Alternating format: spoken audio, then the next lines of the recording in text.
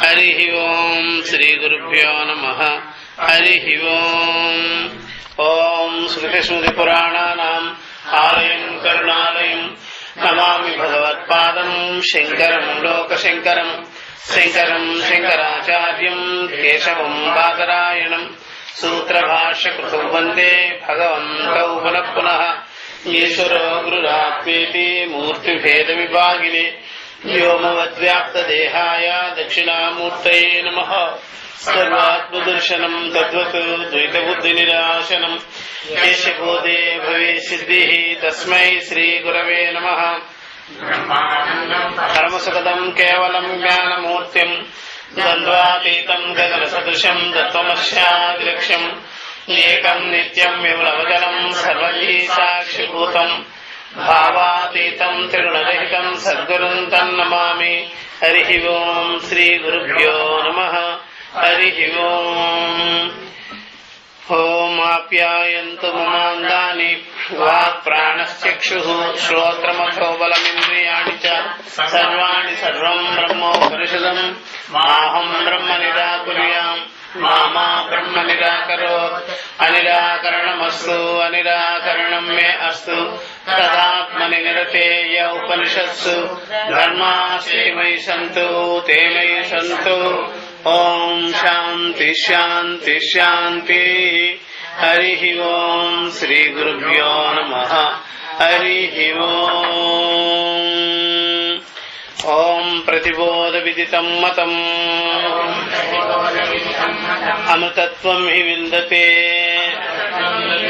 ఆత్మనా విందతే వీర్యం విద్యయా విందతే అమృతం ప్రతిబోధ విదితం మతం అమృతత్వం హి విందతే ఆత్మనా విందతే వీర్యం విద్యయా విందతే అమృతం. కాబట్టి ఇది ప్రతిబోధ విదితం మతం అని, బోధానికి ప్రతిబోధగా ఏదైతే ఉన్నదో అదే ఆత్మ జ్ఞానము, ఆత్మ వివేకము, సాక్షి జ్ఞానం. ఇది ఈ ప్రకారంగానే సాక్షి మాత్రంగా దృక్స్వరూప మాత్రంగా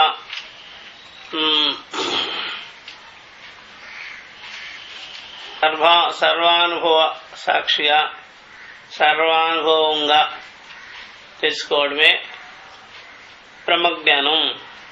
ఇదే అమృతత్వ జ్ఞానం. కాబట్టి అమృతత్వాన్ని పొందుతున్నాడు అని చెప్పారు. ఎందుకనే ఎవరు బుద్ధికి లోబడి ఉంటారో అది మామూలుగా సంసారీ జ్ఞానం. ఎవరు బుద్ధికి సాక్షిగా ఉంటారో, సాక్షి అనుభవాన్ని పెట్టుకొని ఉంటారో అదే అమృతత్వ జ్ఞానం, అవినాశి జ్ఞానం. ఇలాగ తెలిసిన వెంటనే వాళ్ళు అమృతత్వాన్ని, మోక్షాన్ని పొందుతున్నారు అని చెప్పారు. అంతేకాకుండా ఇంకో మాట ఉంది, ఆత్మనా విందతే వీర్యం. ఈ ప్రకారంగా తెలిసిన వెంటనే వాళ్ళకి ఈ యొక్క తెలుసుకునేటువంటి ఈ రకమైనటువంటి సాక్షి జ్ఞానము ఆత్మ విద్య వల్లనే వస్తుంది, ఆత్మ అనాత్మ వివేక జ్ఞానం వల్లనే వస్తుంది. ఎందుకయ్యా అంటే ఎప్పుడైనా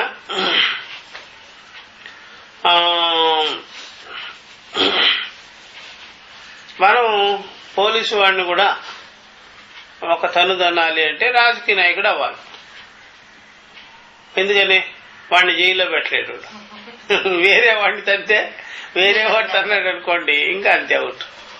అలాగా ఈ సాక్షి అనుభవ జ్ఞానంతోనే, సాక్షి అనుభవంగా నిలబడి మనం బుద్ధిని అధిగమిస్తాం. కానీ ఆ రకమైన విచారణ ఉండాలి, ఆ రకమైన మననాదులు, శ్రవణాదులు, ఆ రకమైన యుక్తి ఉండాలి మనలో. ఆ పద్ధతిని అవలంబించుకోవాలి. కానీ ఇంద్రియ విషయంగాను ఇంద్రియ పద్ధతులని, ఇంద్రియ యుక్తిని, ఇంద్రియ సాధనని ఇంద్రియ విచారం చేస్తే అట్లా మనసు కానీ అలా చేస్తే మనసుకు సాక్షిత్వంగా ఉండదు, మనసుకు సాక్షిత్వం ఉండదు. అందువల్ల ఉపనిషత్ విద్య మనసుకు సాక్షిగా నిలబెడుతుంది. ఈవెన్ గీత ఒక క్రమంలో తీసుకెళ్లి మనసుకు సాక్షిగా నిలబెట్టేదానికి ప్రయత్నం చేస్తుంది. ఇక వదిలేసేసి కర్తృతంత్ర సాధనల్ని చేసుకుంటూ కానీ ఉంటే మనకి ప్రతిబోధ విదిత జ్ఞానం కలగనే కలగదు. అది ఊరికే వేస్ట్, అది ఉత్తికే అయిపోద్ది ఆ సాధన. అందుకనే ఆత్మనా విందతే వీర్యం అనే మాటకి ఆ ప్రకారంగా మీరు ఈ విషయాలకి ఇంద్రియాలని, అలాగ మనస్సుకే బుద్ధి అని, బుద్ధికే అహంకారం అని, దానికే తత్సాక్షి అని, ఇలాగ విచారం. అందువల్ల ఇది వస్తుతంత్ర సాధనగా ఉండాలి, జ్ఞాన సాధనగా ఉండాలి. అలాగా విచారించుకుంటూ వెళితే అప్పుడు మనకి జ్ఞానం కలిగే అవకాశం ఉంది. అది లేకుండా కేవలం ఇంద్రియాల మీద ఉండి ఇంద్రియాల స్వభావం పెట్టుకొని మనం ఎంత విచారం చేసినా ఈ జ్ఞానం కలిగేదానికి అవకాశం లేనే లేదు కానీ చెప్పుకొచ్చారనమాట. అందుకని ఆత్మనా విందతే వీర్యం, స్వాత్మ జ్ఞానం వల్ల, స్వాత్మ విచారం వల్ల, స్వాత్మ బుద్ధి, స్వాత్మ అనుభవము, సొంత జ్ఞానము పెట్టుకొని ఉండాలి. కానీ ఆయా బాహ్యానికి సంబంధించినవి, ఆయుక్తులు, ఆ అనుభవము, ఆ రకమైన అలవాటు కొరగాకుండా పోతుంది. అందుకనే మరి ఇది ఎక్కడ కలుగుతుంది?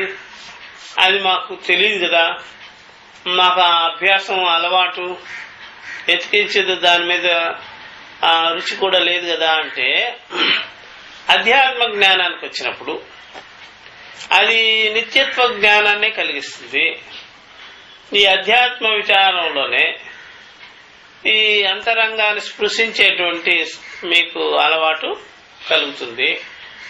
ఇంకా ఇక్కడికి రావాలి, భగవద్గీత శ్రవణమే చేయాలి, ఉపనిషత్తుల శ్రవణమే చేయాలి, అలాగా శమధమాదులు కలిగించేవి మనం గ్రహించుకోవాలి.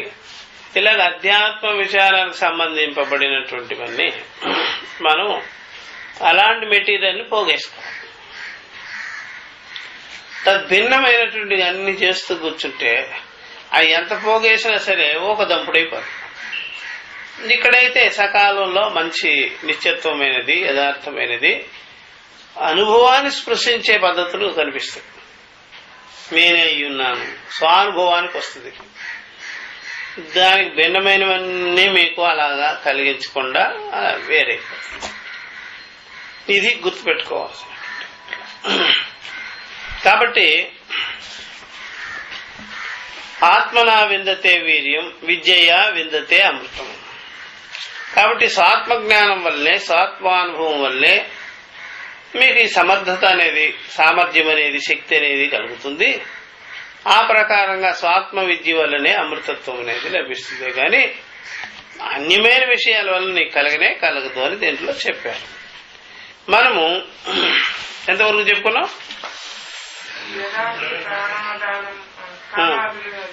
కాణాదాన, యదపి కాణాదాన పైన వరకు అయిపోయింది.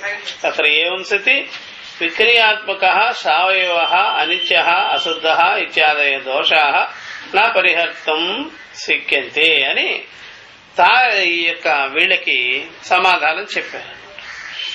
ఎవరయ్యా అంటే వాళ్ళు వృత్తికారులు అనేవాళ్ళు, వ్యాఖ్యానకారులు అంటారు.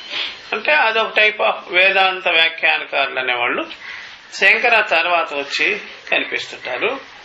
అంతకు ముందున్నా సరే వాళ్ళు భాష్య విరుద్ధం అనుకోండి, ఉపనిషత్తు జ్ఞానానికి విరుద్ధమైనటువంటి అభిప్రాయాలన్నీ కలిగి ఉండేవారు. వాళ్ళని ఖండం చేసేసినారు. ఎందుకయ్యా అంటే ఈ బోధ విషయంలో, ఈ ఆత్మజ్ఞాన విషయంలో యుక్తి అనేది, తర్కం అనేది, అనుమానం అనేది చేయకూడదు. ఈ బోధ ఎలా ఉంటుందో అనకూడదు. ఇప్పుడు నాకు తెలియబడుతుందంటే నాకు బోధ ఉందని, తెలియబడడం లేదంటే బోధ లేదని, ప్రతి బోధ జ్ఞానం కాదని అనకూడదు. తెలిసినా తెలియకపోయినా రెండిటికి ఒక్క అనుభవమే కానీ రెండింటికి రెండు అనుభవాలనే లేదు. తెలుసుకునేవాడు తానే, తెలియదు అనేవాడు కూడా తానే. తానున్నది గుర్తించాలి. తానున్నది వదిలేసేసేసుకొని తెలియదంటే తాను లేదని ఎలా చెప్తావు? కాబట్టి నాకు వినిపించటం లేదయ్యా అంటే ఆత్మ లేదని ఎలా అంటావు? చెవులు లేదని బాగా తెలుస్తుంది, చెవులు అక్కడ బాగా పనిచేయలేదని బాగా తెలుస్తుంది. అలాగే నాకు మనసు సరిగ్గా తీసుకోవడం లేదు, నా మనసులో ఇవన్నీ లేవు అంటే అప్పుడు కూడా మనసు లేదు అని చెప్తున్నాడే గాని ఆత్మ లేదని కాదు కదా. అందుకనే మీరు చెప్పే విషయాలు సరైనవి కావని, ఇది వికారాలు చెందే జ్ఞానంగా ఉంది, అవయవాలతో కూడుకున్న జ్ఞానంగా ఉంది, అనిత్యమవుతుంది, అశుద్ధమవుతుంది ఆత్మ. కాబట్టి ఈ దోషాలన్నీ ఎవరు కూడా తొలగించలేని పని అయిపోతుంది. కాబట్టి తెలియబడేదాన్ని ఆత్మ అనకూడదు, తెలుసుకునేవాడు కూడా ఆత్మ అనకూడదు. తెలుసుకునే తనం లేకపోయినప్పుడు లేకుండా పోవాల్సి వస్తుంది, అది తప్పు అవుతుంది అని చెప్పి వాడిని ఖండన చేశారు. ఇప్పుడు తార్కికుల పక్షం వచ్చింది అన్నమాట. దానిలో ఏం చెప్తున్నారంటే, యదపి కాణాదానాం ఆత్మ మనస్సంయోగజ బోధ ఆత్మని సమవైతి అతః ఆత్మని బోధృత్వం నతు విక్రియాత్మక ఆత్మా ద్రవ్యమాత్రస్సు భవతి ఘటః ఇవ రాగ సమవాయీ అస్మిన్ పక్షే అపి అచేతనం ద్రవ్యమాత్రం బ్రహ్మ ఇతి విజ్ఞానమానందం బ్రహ్మ ఇత్యాద్యాః శ్రుతయః బాధితాః స్యుః. ఆత్మనః నిరవయవత్వేన ప్రదేశ అభావాత్ నిత్య సంయుక్తత్వాశ్చ మనసః స్మృతి ఉత్పత్తి నియమ అనుపపత్తి అపరిహార్యా స్యాత్. సంసర్గ ధర్మిత్వం చ ఆత్మనః శృతి స్మృతి న్యాయ విరుద్ధం కల్పితం స్యాత్. సరే, తర్వాత చెప్తాం మిగిలిన ఆ యొక్క కొటేషన్స్ అన్ని. అయితే మరి ఇక్కడ కాణాదులు అనేవాళ్ళు తార్కికులు, కాణాదులు అంటే కణాన్ అతీతి కాణాద, కణాల్ని భుజించేవారు తార్కికులు. అనువాదులు అంటారు. అనువాదులు వాళ్ళు ఆత్మ మనస్ సంయోగజన్య, ఆత్మ ప్లస్ మనసు వాటి సంబంధం వల్ల, కలయిక వల్ల, ఆత్మ మనస్ సంయోగం వల్ల బోధ అనేది కలుగుతుంది, బోధ పుడుతుంది అని చెప్పి. మనసు ఆత్మ చేరిక వల్ల జ్ఞానం పుడుతుంది, చైతన్యం పుడుతుంది, అనుభవం పుడుతుంది అంటారు. వాళ్ళకి భౌతిక దృష్టాంతం ఏంటంటే ఆకు, ఒక్క, సున్నం, ఎరుపు అనే భౌతిక దృష్టాంతం, చార్వాక దృష్టాంతం, తార్కికుల దృష్టాంతం. అట్లా మనం అలాగే ఒక నల్ల జముడు అని దొరుకుతుంది, జముడు అని నాగదారు అట్లాంటివి ముళ్ళ చెట్లు. దానికి ఒక తెల్లగా పంగస్ పట్టి ఉంటుంది, వచ్చి ఉంటుంది, తెల్లగా ఉంటుంది, తెల్లగా వచ్చి ఉంటుంది. దాన్ని నలుపుగానే రెడ్గా అయిపోతుంది. చూసేదానికి ఎలా ఉంటుంది? తెల్లగా. దాన్ని ఇలా నలిపామనుకోండి ఏమవుద్ది? ఎర్రగా అయిపోతుంది. అలాగే సున్నము పసుపు కలపండి ఏమవుతాయి? నేర్పు వస్తుంది. ఆ టైంలో తార్కికులు చెప్పాలని చూస్తారు. చూసారా? సంబంధం వల్ల, ఒకదానికొకటి సంబంధం వల్ల. ఇట్లా బోర్డు ఉంటాయి సైన్స్ లో, ఒకదానికొకటి చేరిక వల్ల కొన్ని ద్రవాలు కలవడం బట్టి కొంత ఇంకొక రకమైన రూపము ఇంకొక రకమైనవన్నీ వస్తుంటాయి. ఇలాగ ఆత్మ మనసు సంబంధం వల్ల కలిగేటువంటిదే బోధ జ్ఞానము. ఆత్మ ఎందుకు పుడుతుంది అనమాట. మనసు సంబంధం లేకుండా కలగదట. అంటే మనసు ఒక ద్రవ్యమని, ఆత్మ ఒక ద్రవ్యమని, అంటే అదొక అణువని ఇదొక అణువని, రెండు అణువులు చేర్చి ఈ రకమైన కలుగుతుంది అని ఒక వాదం అన్నమాట. అప్పుడు మనకేమర్థమవుతుంది? అణువులంటే వాటి సంబంధాలంటే వికారత్వం వచ్చిందా లేదా? మరి అది గమనించుకోవాలి. చూసారు, వికారత్వం వచ్చిందనుకోండి, అవయవాలు ఉంటాయి, వినాశం ఉంటుంది, మరలా ఇదివరకు లాగే అనిత్యత్వ దోషము. ఇది మళ్ళా తయారు చేసి వీళ్ళు బౌద్ధుల చేతిలో పెట్టినట్టు అయిపోద్ది సిద్ధాంతం. ఎందుకని తార్కికులు అణువాదాన్ని తీసుకెళ్లి ఒక అణువు ఇంకొక అణువుతో చేరిక వల్ల జ్ఞానం పుడుతుంది అంటే ఆ జ్ఞానం నశించే లక్షణం అవుతుంది, పుట్టింది కాబట్టి. ఇది బాగా తయారు చేసి ఇది బౌద్ధుల చేతిలో పెట్టినట్టు అయిపోతుంది. మళ్ళా వాళ్ళు ఏమంటారు, అది నాశనం అయిపోయేదే జ్ఞానము, ఆత్మ క్షణికము, శూన్యము, అట్లాగే వెళ్ళిపోతారు. కాబట్టి సంయోగజ బోధ ఆత్మనివి సమోహితి. ఇట్లా ఆత్మలో ఈ సంబంధం పెట్టుకొని, సమవాయ సంబంధం పెట్టుకొని ఉంటుంది. ఈ బోధ అనేది సంబంధం పెట్టుకొని ఉంటుంది, ఒకనొక సంబంధం పెట్టుకొని ఉంటుంది. దాన్ని సమవాయం అంటారు. దాంట్లో ఉంటుంది అని. అప్పుడు ఆత్మకి బోధృత్వం వస్తుందట, తెలుసుకునే స్వభావం వస్తుంది, జ్ఞాతగా ఉంటుంది, తెలుసుకునేవాడుగా ఉంటాడు, బోధకి కర్తగా ఉంటాడు, బోధకర్తృత్వం వస్తుంది. ఎందుకు? ఆల్రెడీ ఆత్మ మనసు సంబంధం పెట్టుకొని ఉంది కాబట్టి. వాటి రెండు, అది జమినీలాగా రెండు చేరి ఉన్నది కాబట్టి. చూసారా, ఎంసీలు ఏ విధంగా అయితే ఆ రెండు పదార్థాలు కలిపి గట్టిపడిపోద్ది దెబ్బకి, అట్లాగా దీనికి ఒక రకమైనటువంటి విశేషము, గుణము వస్తుంది. గుణాలన్నీ, విశేషాలన్నీ ద్రవ్య మాత్రానికి వస్తాయి. ఆత్మ ద్రవ్యం అయిపోయింది అనుకోండి, అప్పుడు అదేమైపోద్ది, వికారం, వినాశం, అనిత్యత్వం అన్నీ వచ్చేస్తాయి. నతు, ఇప్పుడు చెప్తున్నారు సమాధానం, నతు విక్రియాత్మక ఆత్మ. చూసారా, ఆత్మ వికారం చెందేది కాదు, ఆత్మ వికారం చెందేది కాదు.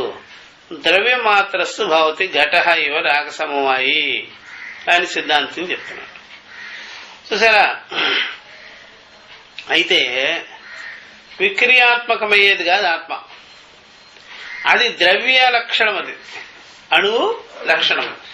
ద్రవ్య మాత్రస్తు అణువులకే గాని ఇదన్నీ జరిగేది. ఇలాగ ఘట ఇవ రాగ సమూహాయి, ఘటంలో దానికి సంబంధం ఉంది, బాగా అన్నిటితో కనెక్షన్ ఉంది. ఇదేనికి? ఘటానికి. దీన్ని అణువులు కలిసి ఉండాలి శరీరంలాగే. చాలా అణు సముదాయం ఉంది అందులో, దానిలో నీరు కలిసింది, అన్ని రకాలు ఉన్నాయి దాంట్లో. అట్లాగే ఏర్పడింది, అది ఏర్పడి ఈరోజు ఘటంలో తయారయ్యేదానికి అవకాశం ఏర్పడింది. కాబట్టి రాగ సమవాయం అంటే సంబంధం ఉంది. ఈ విధంగా అది ద్రవ్య విశేషం అన్నమాట. అస్మిన్ పక్షే, ఈ పక్షాన్ని మీరు ఒప్పుకున్నట్లయితే ఇట్లాగా ఈ మాత్రమే అని అచేతనమైపోతుంది. ద్రవ్యం వలె ఒట్టి ద్రవ్యం అయిపోద్ది ఆత్మ. చూసారా, ఇట్లాంటి మాటలు పుచ్చుకొనే చాలా మంది బ్రహ్మ పదార్థం, ఆత్మ పదార్థం అని మాటలు గుప్పిస్తుంటారు. బ్రహ్మ పదార్థం అంటే ఏమైంది ఇప్పుడు? అది కూడా అణువులకు సంబంధించింది, మట్టి మశానం అయిపోతుంది. కాబట్టి అస్మిన్ పక్షే అపి, ఈ పక్షాన్ని మనం అంగీకరించిన అచేతనం అయిపోతుంది, ద్రవ్య మాత్రం బ్రహ్మ అయిపోతుంది. అచేతనం అయిపోయి బ్రహ్మం కూడా ద్రవ్యంలాగా అయిపోతుంది, మట్టిలాగా, అణువుల్లాగా, అదొక స్థూల పదార్థం లాగా అయిపోవాల్సి వస్తుంది. ద్రవ్యమాత్రం బ్రహ్మ ఇది. మరే మన శృతుల్లో చాలా మాటలు వింటున్నామే, ఇవన్నీ ఏమైపోవాలి? వాటికి దారేమిటి? విజ్ఞానం ఆనందం బ్రహ్మ. అది కేవలం విజ్ఞానం స్వరూపమైంది, ఆనంద స్వరూపమైంది బ్రహ్మము అనే మాటలు ద్రవ్యం మాట్లాడటానే. ద్రవ్యం మాటలుగానే కాదు. విజ్ఞానం అనేది ద్రవ్యం కాదు, ఆనందం అనేది కూడా ద్రవ్యం కాదు, ద్రవ్యం కాదు. విజ్ఞానమానందం బ్రహ్మ, అది బాగా గుర్తుపెట్టుకోవచ్చు. అట్లాగైతే ఎవడైనా సరే ద్రవ్యమాత్రంగా ఆనందము, సుఖము, తృప్తి గాని వచ్చినట్లయితే అప్పుడు వాడికి తలకాయ తీసేస్తే సరిపోతుంది. తలకాయలో ఉండే మెదడు తీసేసేసి మట్టి ముద్ద పెడితే సరిపోతుంది. లేకపోతే బెల్లము, లేకపోతే ఏదైనా స్వీటో, లేకపోతే ఇంకేదైనా వాడు ఏది తినే పదార్థాలు అనుకుంటే దాంట్లో వేసి పెట్టాలి. అది మెదడు మాత్రం ఉండకూడదు. చూసారా? కాబట్టి మనకి ఆనందించే లక్షణము అది ఆత్మ లక్షణమే గాని అది ద్రవ్యాల వలె పదార్థ విశేషాలుగానే కాదన్నమాట. అందుకని బాగా అది తెలుసుకోవాలి. విజ్ఞానమానందం బ్రహ్మ, ఇక్కడ అచేతనము కాదది, ద్రవ్యమాత్రం కూడానే కాదు. మరి శృతులు ఇలా తెలుస్తున్నాయి. ఇత్యాద్య శృతయ బాధితా స్యు. ఇలాంటి శృతులన్నీ బాధింపబడతాయి. వాటి ప్రమాణానికి విపరీతం వస్తుంది. చూసారా? అశృతులకి గతి ఏమిటి? అశృతులు ఎక్కడ పెట్టాలి ఇప్పుడు? ఏమయ్యా, దానికి అర్థం ఏమని చెప్పుకోవాలి ఇప్పుడు? ఇట్లాంటివన్నీ దోషాలు వస్తాయి. కాబట్టి ద్రవ్య మాత్రమని చెప్పకూడదు. అంతేకాదు కదా, ఒక టిప్పణి వాడారు ఇక్కడ. నచ విజ్ఞానం ఇది విజ్ఞానం ఇది అప్రత్యాంతః శబ్దః ఇది కల్పనేన పరిహారః శక్యః. విజ్ఞానం అనేటువంటిది ప్రత్యయం కాదు, అది అనుభవం అన్నమాట. ప్రత్యయం మాత్రంగానే కాదు, అదే అనమాట చెప్పుకొచ్చింది. ఇలాంటి శృతులన్నీ కూడా బాధింపబడుతున్నాయి. ఆత్మనః నిరవయత్వేన ప్రదేశ అభావాతు. ఆత్మ నిరవయం కదా. ఆత్మ ఏమిటి? నిరవయం కదా. మరి ఆత్మ నిరవయం అయ్యేటప్పటికీ మరి దానికి ప్రదేశం ఎక్కడుంది? ఆకాశానికి ప్రదేశం లేదు. ఆకాశమే అన్ని అవయవాలతో కూడుకున్నటువంటి స్థూల పదార్థాలకంతా కూడా అవకాశాన్ని ఇస్తుంది. ఆత్మ నిరవయం కాబట్టి అది ప్రదేశమే లేకపోయేటప్పటికి కలయిక అనేది రెండు ఉండదు. కలవడం అనేది రెండు ఉండదు. ఇటు మనసు, ఇటు ఆత్మ అలా కలిసేదానికి వీలు ఉండదు అన్నమాట. నిరవయం ప్రదేశ అభావాతు. నిరవయమైన దానికి ఆకాశం వలె సర్వవ్యాపకంగా ఎక్కడా ఖాళీ లేకుండా, గ్యాప్ లేకుండా అణువుల్లోనూ ఆల్రెడీ సిద్ధంగానే వ్యాపించుకొని ఉంటుంది. కాబట్టి ప్రదేశం అనేది లేనే లేదు. రెండు ఇలాగా వచ్చి చేరేదానికి వీళ్ళనే లేదు. ప్రదేశ అభావం. సంయోగ అనుపపత్తి అని చెప్పేసినట్టు. సంయోగానికి అవకాశం లేదు. సంయోగం అనకంటే రెండు ఇలాగా కలవడం అట్లా లేదు కదా. నిత్య సంయుక్తత్వాస్య, ఎప్పుడు ఉన్నదన్నట్టుగానే అన్నిటిలోనూ వ్యాపించుకొని నిత్య సంయుక్తం. అదొక మాట, గొప్ప మాట. సంయుక్తం అంటే ప్రతిదానిలోనూ చేరిపెట్టు. దీన్నే మనం సర్వగతం అంటాం.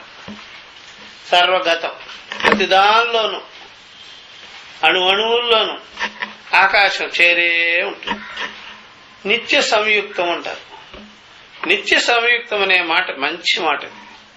కాబట్టి ఆల్రెడీ సిద్ధంగా వ్యాపకంగానే అణువుల్లోనూ అది కూర్చొనే కబళించుకొనే ఉంటుందన్నమాట. అందువల్ల కొత్తగా చేరి కొత్తగా ప్రవేశమైనటువంటి విషయం లేదన్నమాట. కొత్తగా ప్రవేశించబడినటువంటి విషయం కానే కాదు. ఇక్కడ ఒక టిప్పణి ఉంది. నహి సర్వవ్యాపకేన ఆత్మన సంయోగ కదాచిదపి న విద్యతే ఇది భావ. మరే సర్వవ్యాపకంగా సర్వగతంగా ఉండేటువంటి ఆత్మకి సంయోగం అనేది ఎప్పటికీ కూడా కలగనే కలగదు. సర్వవ్యాపకంగా సర్వగతంగా సర్వస్మిన్ గత ఇది బాహ్యాభ్యంతరములు అజముగా ఉన్నటువంటి ఈ యొక్క ఆత్మకు చైతన్యానికి సంయోగం అనేటువంటిదే సంభవించదు, కలగదు. అభ్యుపగమవాద అయం, ఇది ఎవరికైనా అంగీకరించవలసిన విషయమే. అభ్యుపగమ వాదము అంటారు. ఎవరికైనా ఇది ఆమోదయోగ్యమై ఉన్నది.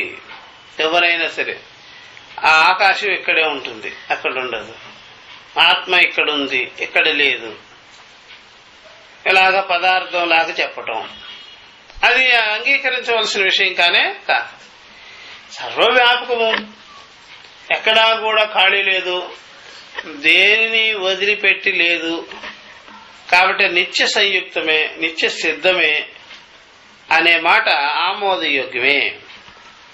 సంయోగ ఏవతు నా ఉపపద్యతే ఇచ్చిత్తు, సంయోగమే కలగదు, సంయోగం అనేదే సంభవించదు ఆత్మ విషయంలో దేనితోనూ. ఏ కాలదేశాలన్నా పెట్టుకోండి, అస్సలు కుదరదు ఆయన అనమాట. సంయోగ ఏమవుతున్నా ఉపపద్యతే ఇత్యుక్తం అని చెప్పడం జరిగింది. అందువల్ల అంతేకాకుండా మనస స్మృతి ఉత్పత్తి నియమ అనుపపత్తి అపరిహార్యాసేత్, అంతేకాకుండా మనసుకి అది నిత్య సంయుక్తమై, నిత్య వ్యాపకమై, నిత్య సిద్ధమై, సర్వగతమై ఉన్నది కాబట్టి మనసుకి కలిగేటువంటి స్మృతి ఉత్పత్తులు, వాటి నియమం చూసారా, ఆ నియమానికి భంగం ఏర్పడిపోతుంది కదా. అలాగా కలిగితే స్మృతి ఉత్పత్తులు కంటిన్యూటీగా ఒకదాని తర్వాత ఒకటి సమయం సందర్భం లేకుండా, బ్రేక్ లేకుండా ఎప్పుడు పడితే ఎడాపెడా వచ్చి పడుతూ ఉంటే దాన్ని మీరేం చేయలేరు, దాన్ని మీరేమీ చేయలేరు. ఎట్లాగయ్యా అంటే, ఇప్పుడు ఒక వస్తువు మీద ఒక వస్తువు పెడుతూ పోయామనుకోండి, నియమం లేకుండా పోతుందన్నమాట. ఎందుకంటే జడ వస్తువు కదా అది, జడ వస్తువు సంబంధము అవి అట్లాగా ఒకదానికొకటి చేర్చేయడం, అట్లా నియమ నిబంధనలు లేకుండా పోతాయి. నియమ నిబంధనలు లేకుండా పోతుంది అన్నమాట. ఒక చీరే అనుకోండి, ఇదివరకు ఉండే బట్టే అది. ఒక్కొక్కసారి ఏం చేస్తారంటే ఎంబ్రాయిడింగ్ పూలు వేస్తుంటాడు, ఇంకొకసారి ఏం చేస్తారంటే ఏమో ప్లాస్టిక్ వస్తువులన్నీ తీసుకొచ్చి కుడుతుంటాడు, ఇంకోసారి ఏంటంటే ఇంకా ఖరీదైన ప్లాస్టిక్ అవన్నీ పూసలు గీసలన్నీ కుడుతుంటాడు. ఇంకా గమ్ము పెట్టి అంటించేవి రావటంలా, అవి వస్తే గమ్ము పెట్టి పెవికాలు పెట్టి ఇలాంటి ప్లాస్టిక్ పెట్టి అతికించేసి ఏదో ఒకటి చెదారం, తర్వాత ఆకులు, రెమ్మలు, కొమ్మలు, ఫలపుష్పాలు అవి కూడా అతికించేసేసి అవి కూడా షోగా వనదేవత చీర అవి కూడా వస్తాయి, అది కూడా మనం కట్టుకోవచ్చు. ఇట్లాంటివన్నీ అట్లాగా మన శరీరం మీద కూడా అన్ని పూసలు కుట్టాలి, అన్ని ఆకులన్నీ కూడా అతికించాలి. శరీరాన్ని మాటికి రకరకాలుగా ఈ వేలు తీసి ఇంకో వైపు, ఆ వేలు తీసి ఇంకో వైపు, ఈ జిడ్డు తీసి అట్లా ఇట్లా పెడుతూ ఫ్యాషన్ అని పెడుతుంటే బాగుంటుంది కదా. అంటే ఇక్కడ వినం, అక్కడ మనం ఎందుకని అట్లా పనికిరాదయ్యా, నువ్వు పట్ట ఊరికే ఆలోచించు. శరీరం మీద అట్లాంటి ప్రయోగాలు చేసుకుంటే ఇప్పుడు మైకేల్ జాక్సన్ గతి ఏమైంది, మనం కూడా అట్లా అవ్వాల్సి వస్తుంది, అయిపోతుంది. అట్లాగా మనసు ఎడాపెడా ఏదో ఒకటి వేస్తూ ఉంటే అది కూడా సహించదు మనసు మీద కూడా. దానికి ఒక క్రమశిక్షణ ఉంటుంది మనసుకు కూడా. అంత ఇదేం కాదు, ఏదో 100కి తప్పులో 1/2 తప్పు చేస్తుందేమో కానీ 100కి 100 తప్పులు చేసేది మనసు. 100కి 1 దాంట్లో 6 తప్పు చేసేస్తుంది, బాధపడిపోతుంది. అంతేగాని ఇప్పుడే అవునన్నా, అప్పుడే కాదన్నా, అప్పుడే నిజం చెప్పా, అప్పుడే అబద్ధం చెప్పా, ఇప్పుడే తిన్నాను, ఇప్పుడే తినలేదు, చూసారా, అట్లాంటివన్నీ చేయదు. అది ఒక చేతనంగా, అది ఒక అనుభవంగా, అది ఒక దృక్కుగా, నిత్యంగా, నిర్వికారంగా ఉండే స్వభావం మనలో ఉందన్నమాట. అదే ద్రవ్యం అయితే అలాగా చెల్లుబడి కాదు. ద్రవ్యం అనుకోండి అట్లాగా అవుతుంది. అందుకనే ఎప్పుడైనా సరే మనము కట్టిన బట్టనే కట్టిన శరీరానికి శరీరం ఏమందు, నిన్న కట్టావు కదా, ఈరోజు నువ్వు కట్టినా సరే జాగ్రత్త చేస్తాను నేను అందో ఎవరు, శరీరం అందు. కానీ మనసులో నుంచి ఒక రకమైనటువంటి అనుభవం వచ్చి, నిన్న కట్టావు కదా ఈరోజు కట్టద్దు, నిన్న వేసిన ఆభరణం వేయద్దు, నిన్న తిన్న కూర ఈరోజు వండద్దు అని చెప్తూ ఉంటున్నాను. శరీరం అలాగా చెప్పదు, అస్సలు చెప్పదు. అలా గప్చిక్గా నారుకు కానీ ఏది కానీ అలా ఉంటే మనసు కానీ రోజు వండినదే వండేస్తుంటాం. రోజు ఒకటే కూర, ఒకటే టైప్, అర్థమైందా? అట్లాగా వెల్ఫేర్ హాస్టల్లో పెట్టిన వాళ్ళు చస్తూ బతుకు తింటుంటారు. వాళ్ళకి ఆ పరిస్థితి వస్తే బ్రహ్మాండంగా ఉంటుంది. ఏమని తినిందే తింటాం. వాళ్ళు కూడా ఏడుస్తుంటారు అక్కడ. ఎందుకని, ఏమిటి రోజు ఒకే వంకాయ పచ్చడి అట్లా ఇట్లా తినలేక వస్తున్నాం. అట్లాగా ఎవరో శరీర ఇంద్రియాల్లో ఉండి అలాగ ఎప్పుడు చూసేవాడుగా ఉండి నిత్యంగా ఉండి ఇవన్నీ చెప్పిస్తున్నాడు. అలాగే జడమైతే, అవయవాలే అయితే, అణువులే అయితే, పదార్థ లక్షణమే శరీరం అయితే ఇంక చెప్పే నాదుడు ఎవడు ఉండడు కాబట్టి చెల్లుబాటు అయిపోతుంది. అప్పుడు మీరు స్మృతుల యొక్క నియమాలని మీరేం చేయలేరు. ఇక్కడ స్మృతి యొక్క ఊరికే జ్ఞాపకాలు ఎడాపెడా వచ్చేవి. కంట్రోల్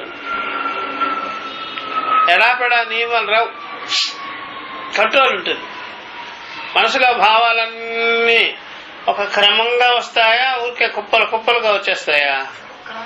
క్రమంగా వస్తాయి. కుప్పలుగా రావాలంటే సాక్షి ఉండకూడదు, దృక్కు ఉండకూడదు, చైతన్యం ఉండకూడదు, అనుభవంగా ఉండకూడదు, నిత్యంగా ఉండేవాడు ఉండకూడదు. అది అనిత్యమే అయితే, వికారమే అయితే, అది కూడా పదార్థ లక్షణమే అయితే కుప్పలుగా ఎడాపెడగా వచ్చేస్తుంది. చూసారా? అందువల్ల స్మృతులు వాటి యొక్క ఉత్పత్తి, స్మృతులు పుట్టడం అనేది ఒక నియమం ఉందా, అనియమం ఉందా? నియమం ఉంది. ఒక్క చిన్నది జరిగితేనే తట్టుకోదు మనసు, చిన్నది జరిగితేనే చెప్పేస్తుంది వెంటనే. ఇప్పుడు శరీరంలో జ్వర లక్షణము ఎట్లాగా బయటకు వచ్చేస్తాయో, జ్వరం అయితే బయట పెట్టేస్తుంది శరీరం, తుమ్ములైతే, జగ్గు అయితే, జలుబు అయితే బయట పెట్టేస్తుంది, నొప్పులైతే బయట పెట్టేస్తుంది. అట్లా స్మృతుల్లో కానీ బ్రేక్ రకరకాలైతే, ఒక సిస్టమ్ లేకపోతే అక్కడ సాక్షి బయట పెట్టేస్తాడు. ఏమిటి ఇలాగా ఉన్నాం? అదే మనస్తాపం అంటే. మనసు అశాంతిగా కారణం ఏంటంటే నేను ఈ పొరపాటు ఎందుకు జరిగింది అని చెప్పేస్తుంది. నువ్వు అన్నట్టయితే గప్చిప్పుగా జరిగిపోవాలి. జరిగిపోతే వ్యవహారం అంతా తారుమారైపోతుంది, వ్యవహారం అంతా శృంగభంగం అయిపోతుంది. నియంత్రించేవాళ్ళు లేదు కదా. మనకి ఇలా పడితే ఇలా అలా అయిపోద్ది అనమాట. ఇప్పుడే ఇస్తానండవు, ఇవ్వనండవు, ఇప్పుడే తిన్నది మరి తినలేదండవు, అట్లాగైపోద్ది. అట్లాంటి వాళ్ళని మనం ఏముంటుంటాం, ఈ మధ్య ఏమిటా ఇంత మతి మరపు వచ్చేసేస్తుంది. కొంతమంది ముసలి వాళ్ళు చూడండి, మతిపోయి ఇప్పుడికిప్పుడే తినేసి ఏమే ఇంతవరకు నాకు బెటర్లేదే అంటుంటారు. ఇప్పుడు నీ పెడతాను, నువ్వు మాత్రం కడుపు చావడం మాత్రం ఖాయం. నీకు మతి లేకుండా ఇలా చేసుకుంటున్నావు, అది గుర్తుపెట్టుకోవాలి. అట్లాగా చిన్నపిల్లలు కూడా చూడండి, చిన్నపిల్లలకి జీవ లక్షణం ఏముంటుందే గాని గమనించుకునే లక్షణాలు ఉండవు. పశుపక్షాదులకు కూడా అంతే. ఇప్పుడు వాటికి కూడా కొంత ఉంటుంది, కడుపు ఉబ్బిన తర్వాత అప్పటికే జరగవలసిందని జరిగిపోతుంది. చిన్నపిల్లలు కూడా అంతే. తినేవాళ్ళు ఉంటారు కొంతమంది, అసలు బాగా ఏమీ తెలియనప్పుడు పిల్లలు బాగా లాగిచ్చేస్తుంటారు. ఇంకొద్ది రోజుల తర్వాత ముదురులు అయిపోతారు, అసలు నోటి దగ్గరికి ఏమి రాని. అది ఒక రకమైన చేష్టలు. అప్పుడు అదే తప్పే, అంతకుముందు చేసింది కూడా తప్పే అవుతుంది. ఇప్పుడేమో ఏది తినాలో ఏది తినకుండా అని వద్దనేస్తారు. తినవలసింది కూడా తినరు. ఇదొక ముద్ద రకం, ఇది ఒక మొండితనం వచ్చేస్తుంది. అంతకుముందేమో తిండితనం వచ్చేసినట్టు ఊరికే తినేస్తుంటారు పిల్లలు. అందుకని బొద్దుగా తయారైపోతుంటారు. అది డేంజరసే. ఆ తర్వాత అన్ని వద్దు వద్దు వద్దు వద్దు అనడం కూడా డేంజరసే. అట్లా ముసలితనంలో కూడా అంతే, మైండ్ పోద్ది. ఆ మైండ్ పోయిన తర్వాత తిన్న తర్వాత కూడా ఏమంటుంటారా, తినలే అంటారు. ఉంటుంది అట్లా. ఆ తర్వాత చెప్పిందే చెప్తుంటారు, పాడిందే పాడుతుంటారు. అదొక రకమైన మైండ్ ఆటల్లో లేదనమాట. అదేంటంటే రోగము, ఆయుష్ అరిగిపోయి ఇక ఆ మైండ్ అదుపు తప్పిపోతుంటుంది. దేనికి దానికి కొద్ది రోజులు వాడుతూ ఉంటే అన్ని నట్లన్నీ ఏమవుతాయి, లూజ్ అయిపోతాయి. లేకపోతే ఆల్రెడీ దాన్ని తుప్పి బట్టి తెగండా కింద పడిపోతాయి. అట్లాగా అయిపోతుంటాయి అన్నమాట. అందుకని మీరు చెప్పే విధంగా చూస్తే మనసు ఆత్మ రెండు కలిసి అట్లాగా జ్ఞానం పుడుతుంది, అది పుడుతుంది, ఇది పుడుతుంది అనే మాట శుద్ధ అర్థం లేని మాట. అలాగైతే మనము మనసులో కలిగేటువంటి స్మృతులు కలగటం, వాటిలో నియమం లేకుండా వచ్చి పడిపోతే దాన్ని మనం ఏమీ చేయలేము. ఇక చాలా అంధకారం పెట్టు. అది బాగా గుర్తుపెట్టుకోండి. అందువల్ల నియంత్రణ ఒకటి ఉంది, ఒక రకమైనటువంటి సాక్షి చూపే అలా ఉంది, జ్ఞానం యొక్క హెచ్చరికే అలా ఉంది, అనుభవం యొక్క హెచ్చరికే అలా ఉంది. ఓ ఆర్డర్ ఉంది లోపల, ఒకడున్నాడు చూసేవాడు, తెచ్చుకునేవాడు. వాని యొక్క అనుభవ సంకల్పమే, జ్ఞాన సంకల్పమే ఆ జ్ఞానం యొక్క థియరీ అలాగా ఉందన్నమాట. ఇప్పుడు అగ్ని తత్వం ఎక్కడుంటే అక్కడ వేడి పుట్టినట్టుగా, ప్రకాశం వచ్చినట్టుగా, ఆ జ్ఞానం యొక్క తత్వం ఏమిటయ్యా అంటే, జ్ఞానం యొక్క తత్వం ఏమిటి అని బాగా విచారం చేస్తే అది ఎప్పుడు కూడా ఒక రకంగా సాక్షిత్వం పెట్టుకునే ఉంటుంది. అది బాగా గుర్తుపెట్టుకోవాల్సింది. సాక్షిత్వం లేకుండా ఉండదు. కింద లూజ్ ఉంటుంది, సాక్షిత్వం లేకుండా ఉండదు. ఆ సాక్షి, ఆ అనుభవము, ఆ దృక్స్వరూపము, అదే ఒక రకమైనటువంటి అన్నిటిని నియమించటం అనేది ఉంటుంది. అది మనసులో ఆల్రెడీ ఉంటుంది అనమాట. ఉత్తిత్తే చైతన్యమే లేకుండా అలా ఉందయ్యా అంటే ఇప్పుడు ఏమైపోతుందంటే రెండు ఒకటి కలిసిపోతే ఇప్పుడు ఏమవుతారా, రెండు ఒకటి కలవరు. మనం పోయి మన ఇంద్రియాలు వస్తువులతో కలిసినా ఇప్పుడు ఇంద్రియాలు ప్రకాశించవు. అలా మనసు ఇంద్రియాలు కలిసిపోయినా అప్పుడు కూడా అది పని చేయకుండా పోతుంది. అలాగే బుద్ధి విషయాలతో లోబడిపోయి ఉంటే అప్పుడు మనకి ఎరుక మలుపులే, ఆ యొక్క నియమమే ఉండదు. అట్లాగైపోతాం. అలా లేకుండా ఉంది ఇప్పుడు మనకి. అందుకనే ఎవరికి ఏమన్నా అప్పు గిప్పు ఇచ్చున్నా గుర్తుంటుంది, చేసిన పనులన్నీ గుర్తుంటుంది, అన్నిటికీ ఒక అబ్జర్వేషన్ ఉంటుంది. చూసారా? అందుకనే మనం దేంతో కలవకుండా అసంగంగా దృష్టి కలిగి ఉన్నాము, అసంగమైన దృష్టి కలిగి ఉన్నాము. అలా కలిసిపోయే దృష్టి లేదు, పెద్ద దాంట్లో అంటుకుపోయే దృష్టి లేదనమాట. ఇప్పుడు మనకు శరీరం ఉందనుకో, శరీరంలోనే కలిసిపోతే మనం శరీరం ఏ విధంగా మొద్దుదో అలాగైపోవాల్సి వస్తుంది. జడంలాగా. అందులో శరీరంలో మనం ఉండినా శరీరానికి విలక్షణంగానే ఉన్నామని శరీరాన్ని చూడగలుగుతున్నాం, శరీరానికి మనమే హెచ్చరికగా ఉంటున్నాము, శరీరాన్ని మనమే నడిపిస్తున్నాము. కాబట్టి మన అదుపులో ఉంది శరీరం గాని, ఇంద్రియాలు గాని, ఈవెన్ మనసు గాని మన అధీనంలో స్వాధీనంలో ఉండే జరుగుతుంది. చూసారా, ఎప్పటికైనా సరే అలా మనసులో ఏమైనా కానీ విపరీతం జరిగితే అది ఎంతో నష్టం మనకి. అంతేకాకుండా ఆ యొక్క మనసులో జరిగిన విపరీతాన్ని అరికట్టాలి, దాన్ని ఎదుర్కోవాలి, ఈ మిస్టేక్ తొలగించుకోవాలని శతవిధాల ప్రయత్నాలు చేస్తుంటాం. కాబట్టి సహజత్వం ఏంటయ్యా అంటే మనము శరీరేంద్రియాలతో మన్ను మశానంతో కలవలేదు, తద్విలక్షణంగానే ఉన్నాము. స్థూల శరీరానికి ఎలాగ కలిసిపోలేదో సూక్ష్మ శరీరం, అలాగే సూక్ష్మ శరీరంతో కూడా ఆత్మ కలవలేదు. కాబట్టి స్థూల సూక్ష్మ శరీరానికి అసంగంగానే విలక్షణంగానే ఉండి ప్రకాశించే ధర్మం కలిగి ఉందయ్యా అని చెప్పుకొచ్చారు. అర్థమైందా? లేకపోతే ఏమైపోద్ది, చిక్కు అన్ని ఒకటిగా అయిపోయి ఒక నియమాలు లేకుండా అన్నిట్లో కలిసిపోయి ఏ పని చేసినా సరే ఎరుకు లేకుండా అయిపోతాం. అయిపోతే అంతా గందరగోళం అయిపోద్ది లైఫ్ అంతా, వారికే తెలియదు.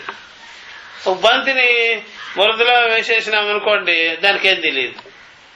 మరలా బయట వేసినాం అనుకోండి, దానికేం తెలియదు. అట్లాగైపోతాం. ఫుట్బాల్ టైపులో ఎక్కడికైనా కొట్టుకోవచ్చు. అట్లాగైపోతే ఎట్లాగా మన యొక్క స్వభావం అట్లా లేదు కూడా. ఎక్కడైనా జరిగినా సరే దాని నుండి బయటపడాలి అని ఆలోచన చేస్తుంటాం. కాబట్టి మనసు యొక్క గందరగోళ స్థితిని అధిగమించాలి అనే ప్రయత్నమే గాని అది కరెక్టే అనే ప్రయత్నం ఉండదు. సంసర్గ ధర్మిత్వం చ ఆత్మనః శృతి స్మృతి న్యాయ విరుద్ధం కల్పితం స్యాత్. ఆత్మకి సంసర్గ ధర్మత్వం అనేది, సంసర్గం అంటే సంబంధం, సంయోగం, కలయిక అనే ధర్మం అనేది శృతులకి, స్మృతులకి, ఈవెన్ న్యాయానికి, సరైనటువంటి అనుభవాంగ తర్కానికి కూడా విరుద్ధంగా కల్పించినట్టే. కాబట్టి మనసు అది ఎప్పుడైనా ఆత్మకి సంసర్గం అనేటువంటి ధర్మమే లేనే లేదు. అసంసర్గి ఆత్మ, అసంగోయం ఆత్మ. శృతులు కూడా ఉన్నాయి, అసంగమైనది, అసంసర్గమైనది, అసంబంధమైనది, దేంతో గాని గలవదు, అదనమాట. కాబట్టి శృతుల్లో చూసుకోండి, అదే మాట ఉంటుంది. స్మృతులలో చూడండి, భగవద్గీత అలాంటి న్యాయ ప్రకారంగా యుక్తిపూర్వకంగా విచారించండి. ఆత్మాసంగమే కరెక్టే మాట, దేంతో కూడా కలిసిపోదు, దేంతో కూడా కలిసి ఉండదు, అన్నిటికీ విలక్షణమైనది అనే మాట మీకు కనిపిస్తుంది. అంతేకాకుండా లక్షణమే ఉంది కదా, నిత్య శుద్ధ బుద్ధ ముక్త స్వభావ ఆత్మ అని. నిత్య శుద్ధ, నిత్యమై, శుద్ధమై, బుద్ధమై, ముక్తమై, ఇట్లాగా ఈ స్వరూప స్వభావం కలిగి ఉంది ఆత్మ అని మనం అంటున్నాం కదా, ఉంది కదా ఇట్లాగా అని. అందుకని శృతి కొటేషన్ ఇచ్చి చూపించాడు. శృతి అసంగో నహి సజ్జతే, ఇది బృహదారణ్యకంలో. గీతలో చూసుకున్నారనుకోండి, అసంగో హి అయం ఆత్మ, అసంగో హి అయం ఆత్మ అనే మాట కూడా ఉంది. అసంగో నహి సజ్జతే, అసంగమైనటువంటిది ఆత్మ, నహి సజ్జతే దేంతో కూడా కూడదు, దేంతో కలవనే కలవదు, దానికి ఏ రకంగా కూడా కలయిక అనేటువంటి గుణం రాదు. అసంగో నహి సజ్జతే అని వచ్చింది. అసత్వం సర్వభృత్ ఇది శృతి స్మృతి. కాబట్టి అసక్తం సర్వభృత్, అసంగోహి అయం ఆత్మ అని కూడా పెట్టుకోవచ్చు గీతలో. అసంగోహి అయం ఆత్మ, అసంగోహి అయమాత్మ అనుంది చూడండి.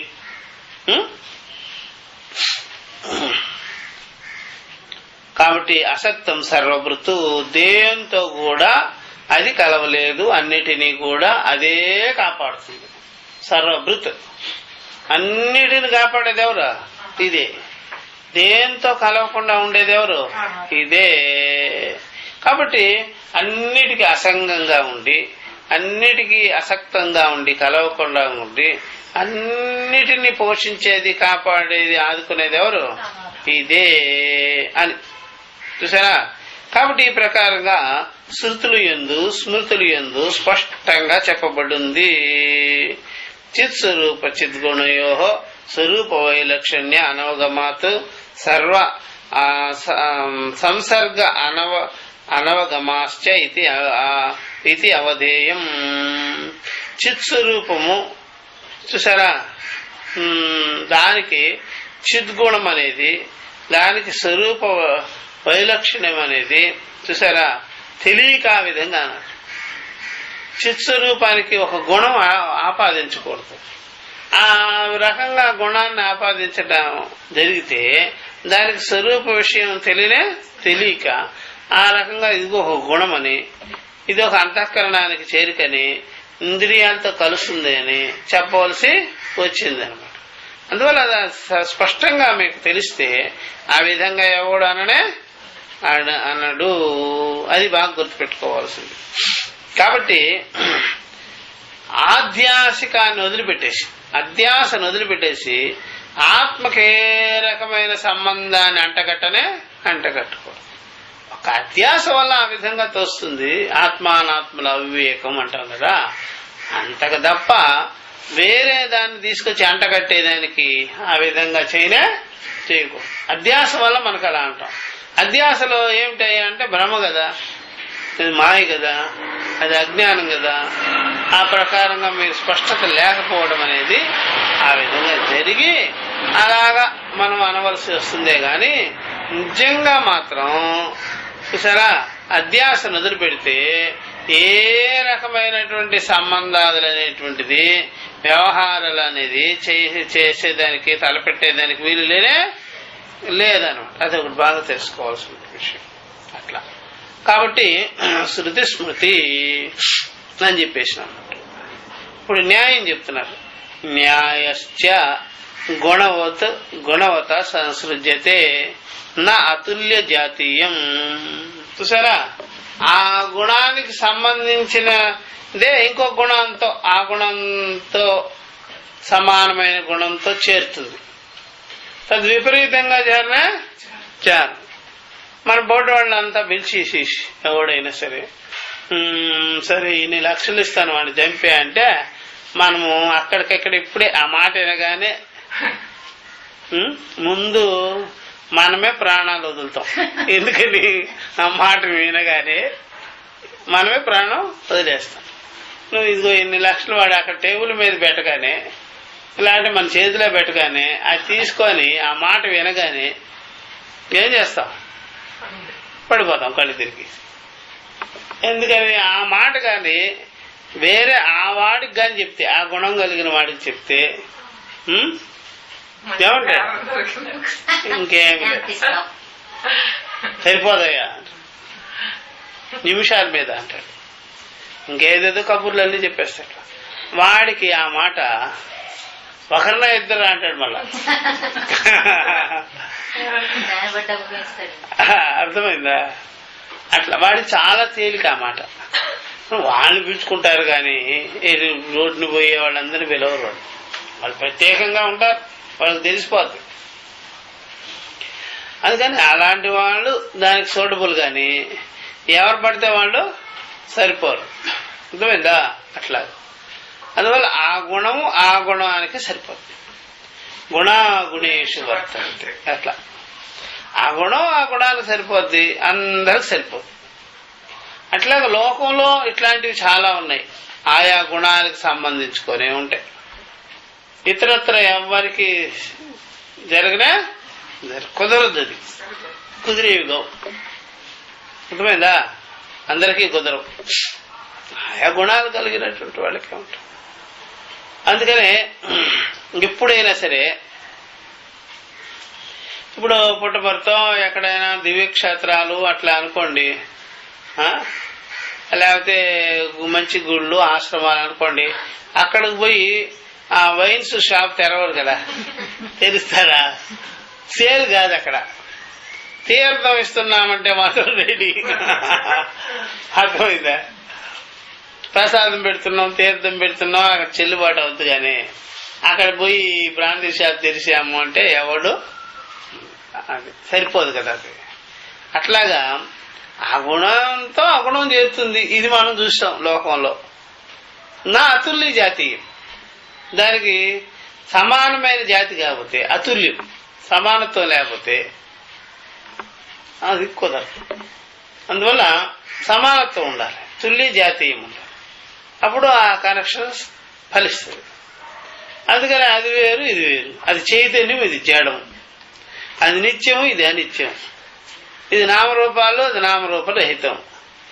ఆ రెండింటికి గెట్ టుగెదర్ ఎట్లా కుదురుతుంది సార్ మీరు చెప్పేది? అందువల్ల న్యాయశ్చ గుణవత్ గుణవత సంసృజ్యతే. అట్లా ఈ మాత్రం దానికే మనం బోర్డు జ్యోతిష్యం అవి ఇవి తిరగేస్తుంటాం. చూసారు, రాసులు కలుస్తాయా, అది కలుస్తాయా, అట్లాంటివన్నీ చూడాల్సిందే. కానీ అంత పని ఎందుకయ్యా అని అడగండి. మీకు ఈ మనసు కోసమే. అర్థమైందా? దేనికోసం? మీ మనసుని ఇక్కడ చూస్తున్నాము. జ్యోతిషంలో, వాస్తులో, హస్త సాముద్రికంలో, పాద సాముద్రికంలో, పాద సాముద్రికం కూడా చూస్తున్నారు. పాద సాముద్రికంలో, కళ్ళల్లో, అరిచేతుల్లో, ఇట్లా రకరకాలు అన్ని వాస్తులో, అన్నిట్లో, అన్ని గ్రహాల్లో చూస్తుంటారు మన గురించి. శనిలో ఉన్నా, నేను శనిలో ఎందుకుంటానండి? శనిలో ఉన్నావా, చంద్రుల్లో ఉన్నావా, బుధుల్లో ఉన్నావా, గురువులో ఉన్నావా, అక్కడ మన సంగతి అక్కడ ఎత్తుకుతుంటారు. ఎక్కడ? వాళ్ళల్లో, నవగ్రహాల్లో ఎత్తుకుతుంటారు.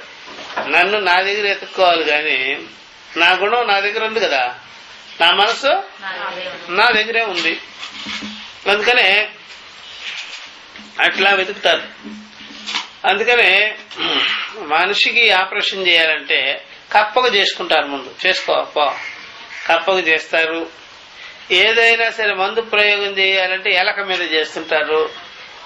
అట్లా గుణాల గురించి అట్లా చేయకూడదు. ఎందుకని? వాటి అవయవాలు ఏమన్నా అట్లా పోలికలు ఉండొచ్చేమో. కానీ కప్పకు చేసుకో, ఎలకకు చేసుకో ప్రయోగాలన్నీ ఇట్లాగా గ్రహాల మీద, వాటి మీద, వీటి మీద మన గుణాలు, మన స్వభావాలు, సంస్కారాలు అక్కడేమన్నా మచ్చు తొలకైనా కనిపిస్తుందండి? కనిపించదు. వేస్ట్ అవన్నీ ఎతకటం. అదేంటో నువ్వు అన్ని ఎందుకు ఆ శాస్త్రాలు తిరగేస్తావు, ఇక్కడే నా మనసు పెట్టుకోన్నాను. నన్ను నీ మనసు నాకు దర్శనం ఏది కదా అంటే కొద్ది రోజులు అటు ఇటు తిరిగితే చాలు. దానికి కూడా మన పక్క ఆధ్యాత్మిక జ్ఞానం పెట్టుకొని ఉండాలి. ఆధ్యాత్మిక జ్ఞానం, ఆధ్యాత్మిక జ్ఞానం కలిగించుకున్నాం అనుకోండి, అన్ని మనకు అర్థమైపోతాయి. అర్థమైందా? అంతేకాదు కదా, నిత్యమా అనిత్యం కూడా తెలుస్తుంది. నిత్యమా అనిత్యమా తెలుస్తుంది అనమాట. అట్లాగా కాబట్టి అంతే. కాబట్టి గుణాలు అనేది ఒక అనుభవం మీద, ఒక రకమైన అభ్యాసం మీద, ఒక రకమైనటువంటి ఆ యొక్క సూక్ష్మమైనటువంటి సాంకేతికాల మీద ఆధారపడి ఉంటుంది. అంతేకాని బయటికి ఏమి తెలిసేది కానీ కుదరదు అన్నమాట. అట్లా లోపల మీకు అధ్యాత్మ విద్య పెట్టుకొని బయటికి మీరు ఇంత అయినా సరే పొరపాటు చేస్తే అది లెక్కలోకి రాదు. ఒకటి, లోపల మీరు మామూలు స్వభావం కలిగి, సంసారి స్వభావం కలిగి, బయట మీరు మంచి పనులు చేసినా సరే అది కూడా లెక్కలోకి రాదు. సరే, అట్లాగనమాట. ఎందుకంటే లోపల సంసారిత్వ స్వభావం కలిగి మీరు బయటికి మాత్రం ఇట్లాగా ఏవేవో వల్లి వేసినా సరే అవేం సూటబుల్ కాదనమాట. మరి లోపల అధ్యాత్మ జ్ఞానం ఉండి బయట ఇంత పొరపాటు చేసినా ఏమి పొరపాటుగానే కాదు. మరి ఇప్పుడు లోపలిది ఎలా తెలుసుకోవాలి అని అనుకుంటారు. అర్థమైందా? అప్పుడు దానికి సమాధానం ఏంటంటే ఇది తెలుసుకునే విషయం కాదు, దర్శించుకునేది కాదు, దృక్కు నువ్వు ఉండు అలాగా. నీకు చెప్పాం కదా ఈ విషయం, నువ్వు చూసుకో. ఇంకో సంగతి నీకు అనవసరం. ఈ అధ్యాత్మ విద్యకు వచ్చేటప్పటికే అదే, ఇక్కడ చెప్పేటప్పుడే మనం తడుముకోవాలి, ఇంకొకరు తడవడం కాదు. అది తడుముకొని పోవాలంతే. మనం గుర్తించుకోవాలి, వెళ్ళిపోవాలి. మనం గుర్తించుకుంటే వాళ్ళెలాగా అని మనకు తెలిస్తే, మనం ఎప్పుడైతే తెలుసుకున్నామో ఇక జగత్తు బ్యాలెన్స్ అయిపోద్ది, వేరే విషయాలు మనకెందుకు. అర్థమైందా? అట్లా ఎవరైనా సరే వచ్చే కోడలు ఎలా ఉంటుందో వచ్చే కోడలు ఎలా ఉంటుందో అన్నారట. గురువు గారు ఏమన్నారంటే నువ్వు సరిగ్గా ఉన్నావు చూసుకో సరిపోతులే. నేను సరిగ్గా ఉంటే సరిపోద్దండి. అవునంతే కదా, అది ఎలా ఉన్నా నీకెందుకు, నువ్వు సరిగ్గా ఉన్నావు కదా సరిపోతుంది. అందుకని అత్తగారు సరిగ్గా ఉండాలా, కోడలు సరిగ్గా ఉండాలా? ఎవరు సరిగ్గా ఉండాల్సింది? అత్తగారు సరిగ్గా ఉంటే కోడలు సరిపోతుంది. అట్లాగా అత్తగారు ఎలా ఉందో ఏమిటో అనుకుంటే అప్పుడు గురువు గారు అన్నారు నువ్వు సరిగ్గా ఉన్నావు చూసుకో అంతే. నువ్వు సరిగ్గా ఉన్నావు అనుకోండి, అత్తగారు నీకు ఎలా ఏమితే నీకెందుకు. అందుకనే ఉదరేది ఆత్మనాత్మానం. చూసారా? నీ అంతఃకరణ నువ్వు చూసుకో, నీ అంతఃకరణ నువ్వు ఉద్ధరించి పెట్టుకో, నీ అంతఃకరణాన్ని శమధమాదలు కలిగించుకో, నువ్వు ఆ ప్రకారంగా అంతఃకరణాన్ని నిగ్రహంగా పెట్టుకో, జితేంద్రియుడిగా పెట్టుకో, అన్ని బాగుంటాయి. ఒకరితో నీకెందుకు అలా? అవన్నీ లేనిపోనివన్నమాట. అవన్నీ జటిలం చేయడమో గందరగోళం చేయడమో ఎక్స్ట్రాలు చేయడమో మందు వదులుకోవడమో లేనిపోని అయిపోయి. అర్థమైందా? అట్లా బాగా గుర్తుపెట్టుకోవాల్సింది, ఇట్లాగా తెలుసుకోవాలి. కాబట్టి ఈ ప్రకారంగా చాలా మంది ఏం చేస్తారంటే అది ఎట్లా ఉంటుంది ఇది ఎట్లా ఉంటుంది అని పరాగ్ దృష్టి వద్దు, ప్రత్యేక దృష్టి పెట్టుకో. బాహ్య దృష్టి వద్దు, పరాగ్ దృష్టి వద్దు, ప్రత్యేక దృష్టి కలిగే ఉండాలి. ఆ ప్రత్యేక దృష్టి ఉంటే అట్నుంచి వచ్చేది ఆగుతాయి బయట, ఇటు నుంచి ఏమి రావు. అర్థమైందా? ఎవరైనా సరే మీకు దివ్య దృష్టో లేకపోతే దివ్య శక్తిలో ఉంటే ఎవరో వేరే వాళ్ళు బాణాలు వేస్తుంటే అట్లా అంటే ఆగుతాయి. ఇటు నుంచి బాణాలు రావు, ఇటు నుంచి బాణాలు రాకూడదు బయటికి, అటు నుంచి బాణాలు వస్తుంటే ఏమవుద్ది? ఆగమంటే ఆగిపోతుంది. ఆది పెట్టుకో అంతే. ఆ దృష్టి కలిగి ఉండాలన్నమాట. కాబట్టి ఈ ప్రకారంగా ఆయా గుణాలు ఆయా విషయాల మీద ఆయా గుణాలతో సంబంధం పెట్టుకొని ఉంటుంది. అతుల్యత్వం మీద సంబంధం వేయాలి. చైతన్యం వేరు, బుద్ధి ఆది అంతఃకరణ విషయాలన్నీ వేరు. దానికి దీనికి ఏం కనెక్షను? ధనాత్మనాత్మే ఆత్మాత్మే, దానికి దీనికి ఏమి సంబంధం పొసగదు అని చెప్పేసినాడు. అతః నిర్గుణం నిర్విశేషం సర్వ విలక్షణం కేనచిత్ అతుల్య జాతి ఏన సంసృజ్యతే ఇతి ఏతత్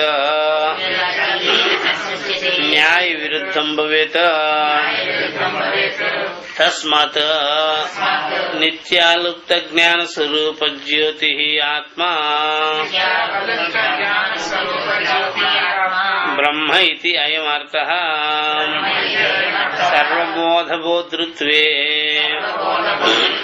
ఆత్మనః సిద్ధ్యతి న అన్యథా. తస్మాత్ ప్రతిబోధ విదితం మతం ఇతి యథా వ్యాఖ్యాయతే ఏవ అర్థః అస్మాభిః. ఎవరైనా సరే ఈ ఎక్కడైనా మనకి ధర్మ పద్ధతి ఒక రకంగా ఉంటుంది, అదే బాగా చూసుకుంటే వాల్యూస్లో ఒకటేమో స్వరూపానికి చెందిన వాల్యూస్, ఒకటి స్వరూపానికి భిన్నమైన ధర్మము అనే పేరుతో ఉండే వాల్యూస్ ఇంకొకటి. ఇది మనం పసికట్టాలి, తెలుసుకోవాలి. చాలా మంది లోకులు ఏం చేస్తారంటే మన గుణాలు వాళ్ళ గుణాలకు సరిపోవాలి, మన స్వభావాలు వాళ్ళ స్వభావాలకు సరిపోవాలి, అలా అయితే బాగుంటుంది అంటే. అధ్యాత్మవేత్తలు ఏం చేస్తారంటే ముందు మనం సరిగ్గా ఉంటే అంత సరిగ్గా ఉంటుంది అని అట్లా. ఈ రెండిట్లో ఏది బాగా నిక్కచ్చైనది ఏంటి? మనం సరిగ్గా ఉండేదే కరెక్ట్ అని. ఎట్లాగా ఆ గుణాలని ఎన్నుకోవడం, సెట్ చేయడం అనేది తప్పు అవుద్ది.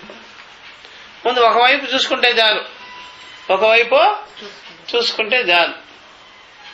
అది అన్నమాట బాగా గుర్తుపెట్టుకోవాల్సింది.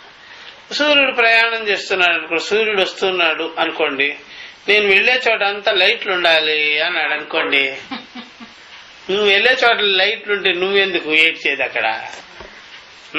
నువ్వు సూర్యుడివి కదా, సూర్యుడు నువ్వు వెళ్ళావనుకో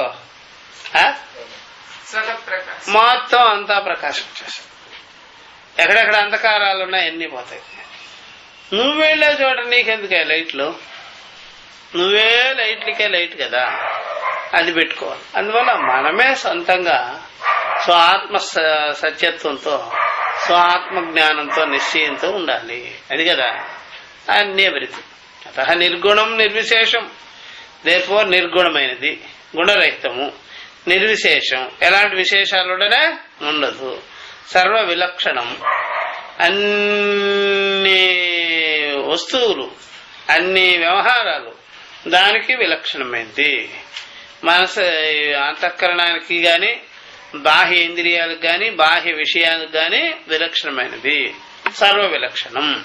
చూసారా, నిర్గుణము, గుణాలు లేవు, విశేషాలు లేవు, లక్షణాలు లేవు, సర్వ విలక్షణం.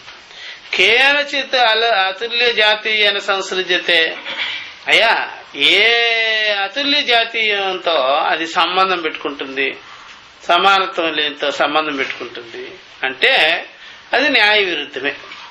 దేంతో సంబంధం ఉండదు, తనకు తానుగా ఉంటుంది, తనలో తానుగా ఉంటుంది అని చెప్పేసారు. ఇది ఏతత్ న్యాయ విరుద్ధం భవి. దేనితోనూ అతుల్య జాతీయంతోనూ సంబంధం పెట్టుకో. దీనికంటే తుల్యము లేదు, దీనికంటే అతుల్యము ఏది లేదు. కాబట్టి దీనికి సాటి మరొకటి లేనే లేదు. దేంతోనూ సంబంధం పెట్టుకోవాల్సిన పని లేదు, తనకు తానుగా ఉండడమే అంతే. నచ, ఇక్కడ టిప్పణి అంటున్నాను, నచ నిర్గుణత్వమేవా, సరే, నచ నిర్గుణత్వమేవ నా సిద్ధం ఇది వాచ్యం. కాబట్టి అయ్యా నిర్గుణత్వం అనేది నచ సిద్ధం. నిర్గుణత్వం సిద్ధించదనే మాటే అనద్దు. నిర్గుణత్వము దేంతో పెట్టుకోవాలి? గుణం. కాబట్టి ఏ గుణాలతో అయినా పెట్టుకుంటే అది సగుణం అయిపోద్ది. దేంతోనూ పెట్టుకోకుండా ఉండేదే నిర్గుణం. ఇంకా దేంతో మీరు దాన్ని సిద్ధం చేస్తారు? మీరు నిర్గుణాన్ని అట్లా అనద్దు. కాబట్టి శృతి స్మృతి విరోధే కథిత దోష దూషితత్వేచ సగుణత్వస్య ఏవ దురుపపదత్వాత్. శృతులలో స్మృతులలో విరోధం ఉంది కదా, ఆ చెప్పినట్టుగా ఆ సగుణత్వం ఉంటేనే దోషం వస్తుంది. సగుణత్వమే లేదనుకోండి, నిర్గుణమే అనుకోండి, ఆ నిర్గుణం అని చెప్పేటప్పటికి దోషం ఉండదు. ఏమయ్యా నీకు మంచి గుణం ఉందా? మంచి గుణం కాదు, చెడ్డ గుణం కాదు, అసలు గుణమే లేదు బావ అని చెప్పాడు. అవాక్కైపోతాడు. మంచి గుణము చెడు గుణము రెండు లేదయ్యా, నాకు గుణమే లేదయ్యా అంటే అప్పుడు జనాలు ఏం చేస్తారంటే చాలా ఆశ్చర్యమైపోతారు. కాబట్టి ఆ గుణం లేకుండా ఉండడమే, నిర్గుణ తత్వము కలిగి ఉండడమే అస్సలైన శుద్ధం అనమాట, అస్సలైనటువంటి నిత్యం అనమాట. అట్లా ఉపాసనా వాక్యగత సగుణత్వ వచనానాం అతత్పరత్వాశ్చాధ్యేయం. ఉపాసనాదులలో గుణాల గురించి అతిశయంగా చెప్తారు కదా, అది అతత్వం అనమాట. సర్వకళా గుణ సంపన్న విష్ణు అంటాడు అనుకోండి, అది అతత్వం. అదేమిటా అతత్వం. తత్వంగానే ఎప్పుడైనా సరే వెంకటేశ్వర స్వామికి ఆభరణ రహితంగా చూపించినారనుకోండి, ఆనందపడిపోతారు అంతా. దాన్ని ఏమంటుంటారు? దర్శనం, నిజ రూప దర్శనం. ఏం ఉండకుండా ఊరికే మామూలుగా ఓ మాల వేసేసి ఓ చిన్న పొట్టు వస్తున్నాం అలా తగిలిచ్చేసిపోయి ఏం కప్పకుండా పెట్టామనుకోండి, నిజ రూప దర్శనం. ఆభరణాలన్నీ తగిలిచ్చినామనుకోండి, అట్లాగే బోర్డు మంది సీట్లు అందరూ వెళ్ళారనుకోండి, నా తగిలిదేలే నా తగిలిలేదేమని వాళ్ళకోవాలి. వాళ్ళు ఇచ్చుంటారు కదా, అని మన కిరీటం ఇచ్చాను కదా తగిలిలేదే. అప్పుడు ఏం చేశాడు, ఆయన కోసం సీట్ కోసం ఏం చేసినా అది తీసేసి ఇది తగిలింది. వాడు ఏం చేసి నాది ఎందుకు తీసేసినారు, నాది ఎందుకు తీసేసినారు, ఇంకొకడు పోవాలి. ఇంకోవాడు ఏమిటంటే నా నగేది అని ఇంకొకడు. ఇట్లాగా నేను ఇచ్చిన పట్టు వస్త్రాలు లేదే అని ఇంకోడు. ఆ దెబ్బకి ఇవన్నీ ఇట్లా మార్పు చేర్పులు చేస్తుంటే వెంకటేశ్వర స్వామి పారిపోతాడు. ఇదేం కావాలరా నాయన, మీరేయడం ఏంటి, నన్నేమిటి సర్కస్ వ్యక్తిగా చేసేసినారు, మీకోసం నేను ఇట్లా డ్రెస్అప్ అయి కనిపించాలా? కాబట్టి నిజ రూప దర్శనమే బెటర్. మిగిలినవన్నీ ఎంత వేసినా నిజం కాదు, అది అబద్ధం అని అర్థం. ఎంత వేసినా అందుకనే ఎప్పుడైనా సరే గురువులు ఏం చెప్పేవారంటే, డైరెక్ట్ గా గురువు ఉన్నారనుకోండి, గురువు గారు, అప్పుడు వీళ్ళు వచ్చి నమస్కారం చేసేవాళ్ళు కాదనమాట. నమస్కారం అని చెప్పేవాళ్ళు కాదు. గురువుని ఏ పత్రం ఫలం పుష్పం లాగా నా గురువు గారికి ఏమి ఇచ్చేవారు కాదు, నమస్కారం చేసేవారు. అప్పుడు గురువు గారు ఏం చేసినారంటే, ఇదేం అలవాటు, డైరెక్ట్ గా సాక్షాత్ గురువు అలాగా ఇట్లా చేయడం లేదని ఒక విగ్రహం పెట్టేసినారు. ఏం చేసినారు? ఇంకా అక్కడికి చేరిపోయారు. సాక్షాత్గా వచ్చేవాళ్ళు ఇక్కడికి, అది కాని వాళ్ళకంతా అక్కడికి.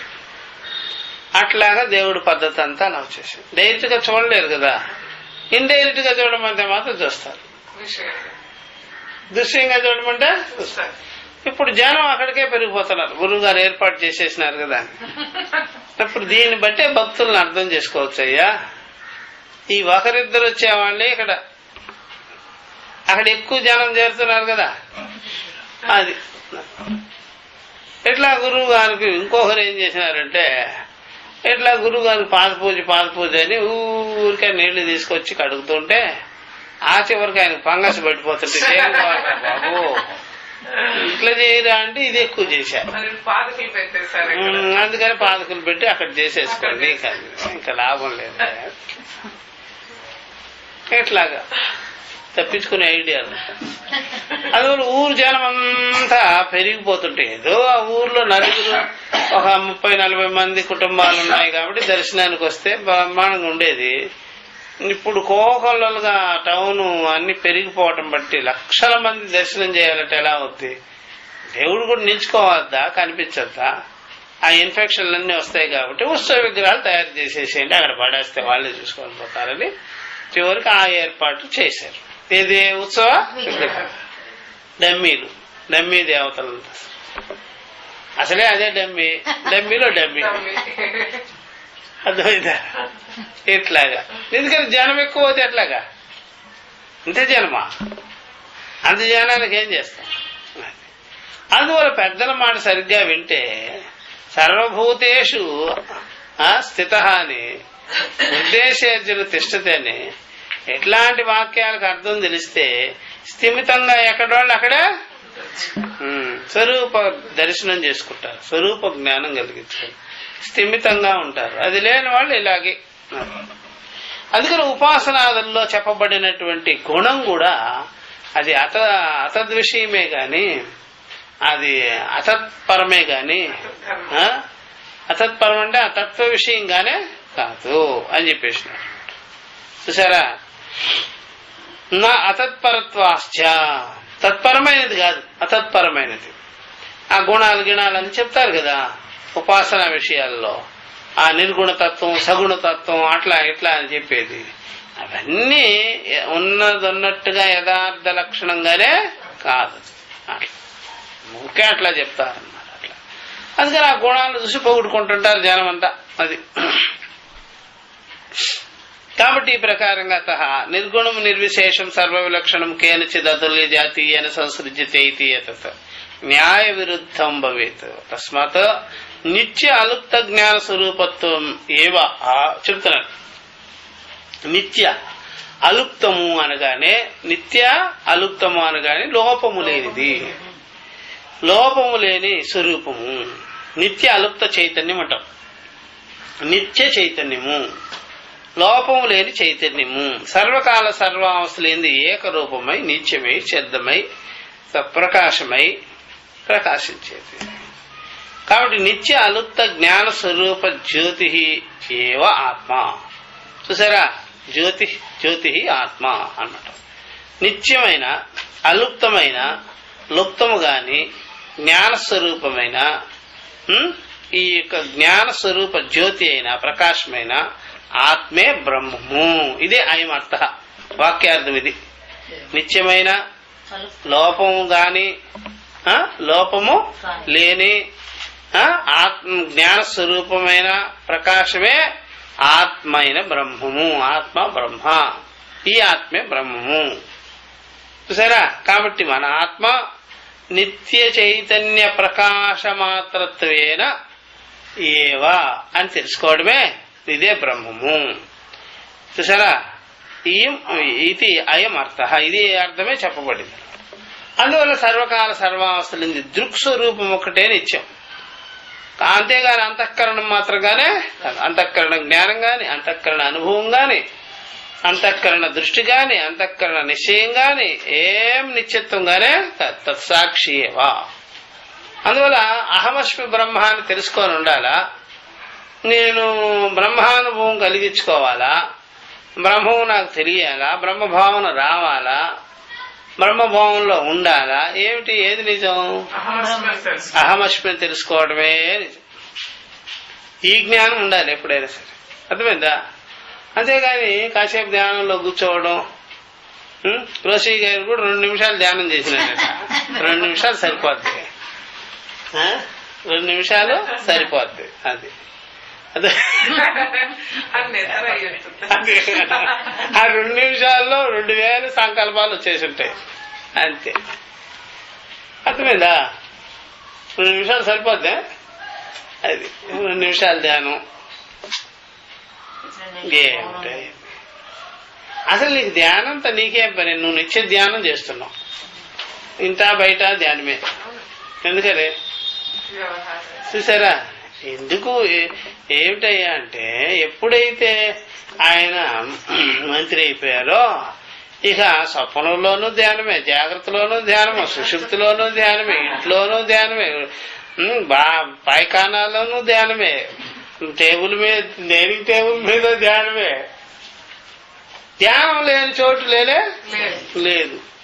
అడుగడుగున కింద ధ్యానమే, పైన ధ్యానమే, మధ్యలో ధ్యానమే, ఇటు ధ్యానమే, అటు ధ్యానమే, అన్ని మూలలు ధ్యానమే. అన్ని కలిపి ఎంత వ్యాపకంగా ఉందంటే రాజకీయము, అన్ని చోట్ల ధ్యానమే. చూసారా? అంతటి సర్వసంగ పరిత్యాగమైన ధ్యానాన్ని ఎక్కడా చూడలేము. ఎందుకని వాడు మైండ్ అంతా ఇలాగ ఏమైపోయింటుందా, మాటికి కళ్ళలో కనిపించి వయస్సు కనిపించి ఏమాయా నన్ను నువ్వే హెలికాప్టర్ ఎక్కించినట్టున్నావే,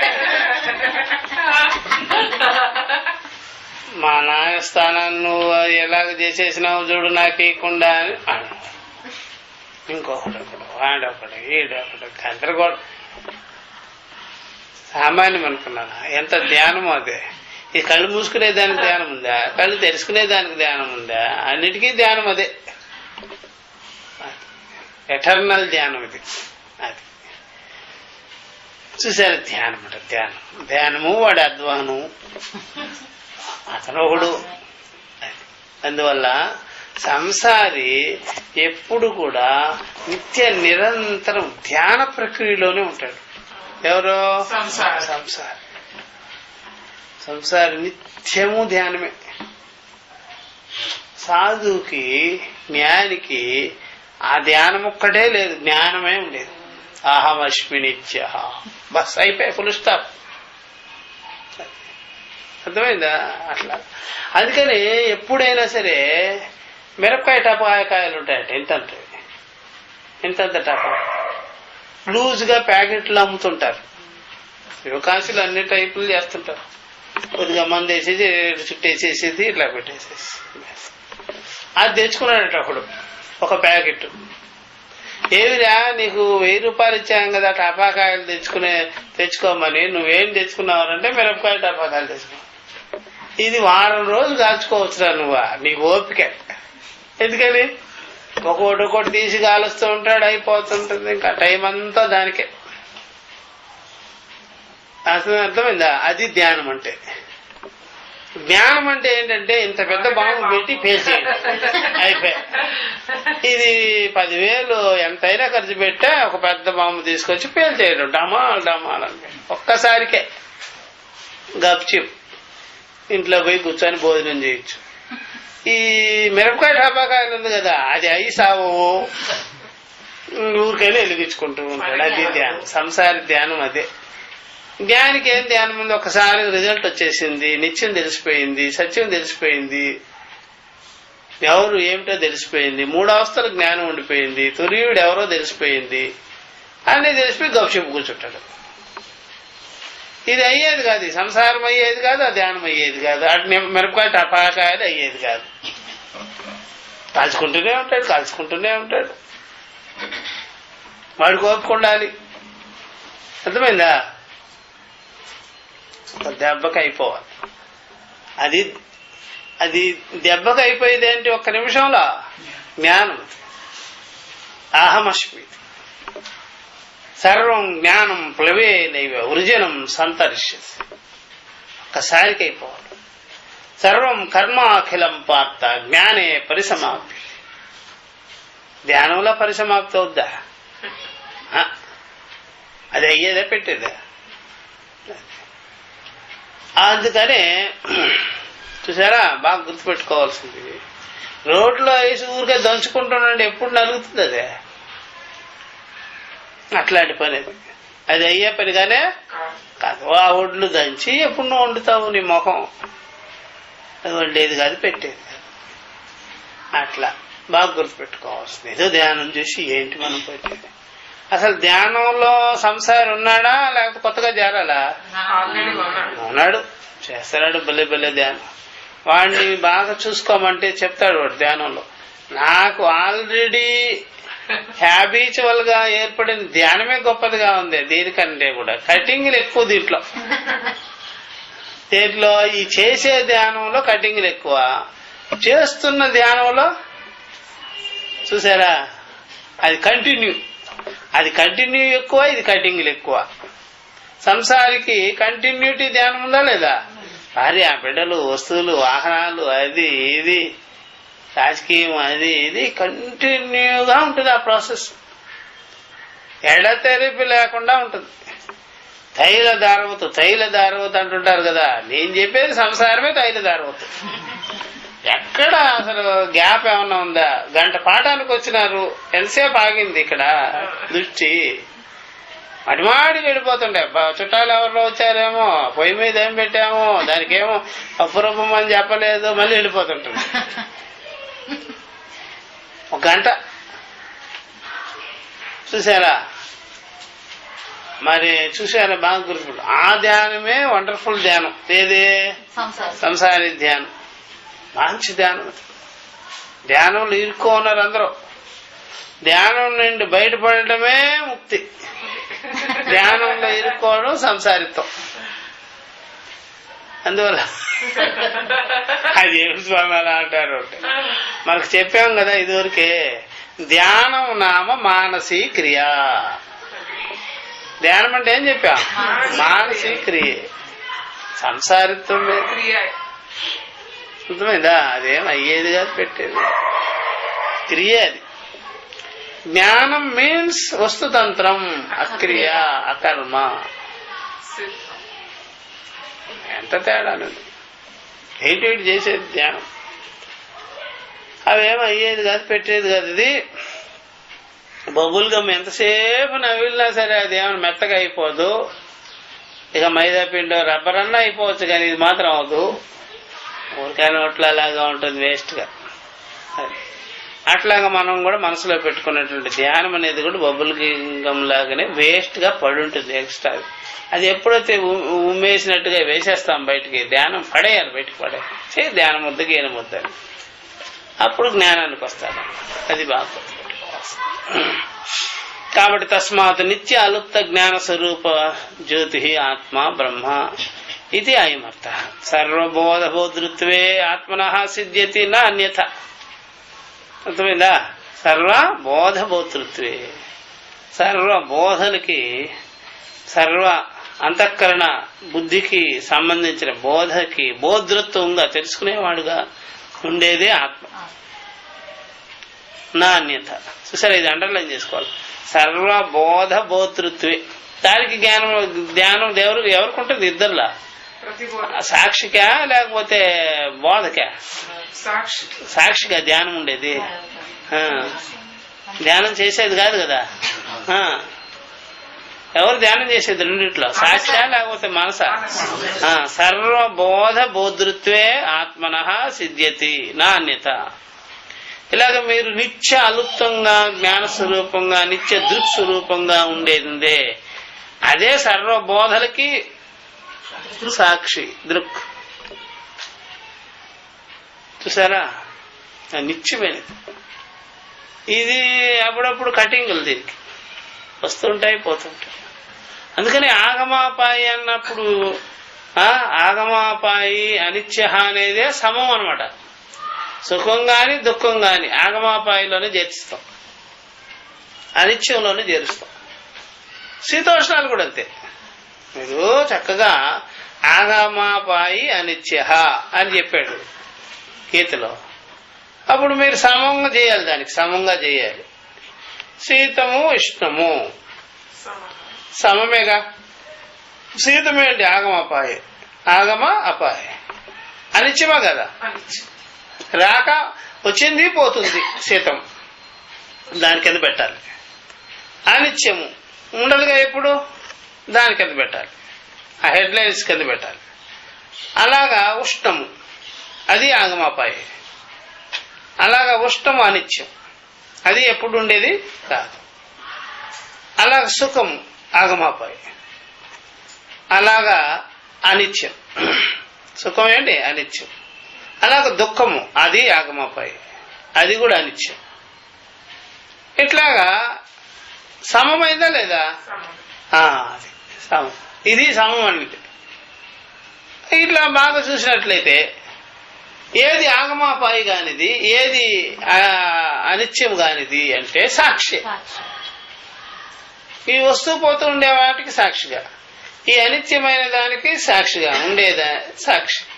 అదే అప్పుడు సర్వకాల సర్వావస్థలు ఉండనే ఉంది. ఇలాగా మీకు సిద్ధిస్తుంది. అంతకంటే నాణ్యత ఇంక వేరే విధంగా మాత్రం మీరు తెలుసుకుంటే కుదరదు. సర్వప్రత్యయ సాక్షిత్వం ఆత్మే గాని అంతఃకరణం కాదు. సర్వప్రత్యయాలకు సాక్షిగా ఉండేది ఎవరు? అందువల్ల నాకు అది కనిపించింది, ఇది కనిపించింది అనేది అంతఃకరణ లక్షణం. అవన్నీ కూడా ఉట్టిదే ఉట్టిదే ఉట్టిదే ఉట్టిదే అని చెప్పేది ఎవరు? వస్తుపోతూ ఉన్నది, అనిత్యమైనది అని చెప్పేది సాక్షి. ఆ సాక్షి జ్ఞానం కలిగించుకొని అహమస్మి ఏవా దృక్కు సాక్షి, అహం నిత్య, అహం నిత్య అలుప్త జ్ఞానస్వరూప అని తెలుసుకోనడమే బ్రహ్మాత్మ ఏకత్వ జ్ఞానం. నేను బ్రహ్మమే అయ్యున్నాను అనే జ్ఞానం. ఇట్లా తెలుసుకోవాలి. తస్మాత్ ప్రతిబోధ విదితం మతమితి యథా వ్యాఖ్యాత ఏవ అర్థ అస్మాభిః. ఉన్నట్టుగా ప్రతిబోధ విదితానికి మేము అవగతం చేసి చెప్పాము. ఈ వ్యాఖ్యానమే సరైన వ్యాఖ్యానం అని మేము స్పష్టం చేస్తున్నాము అని చెప్పేసి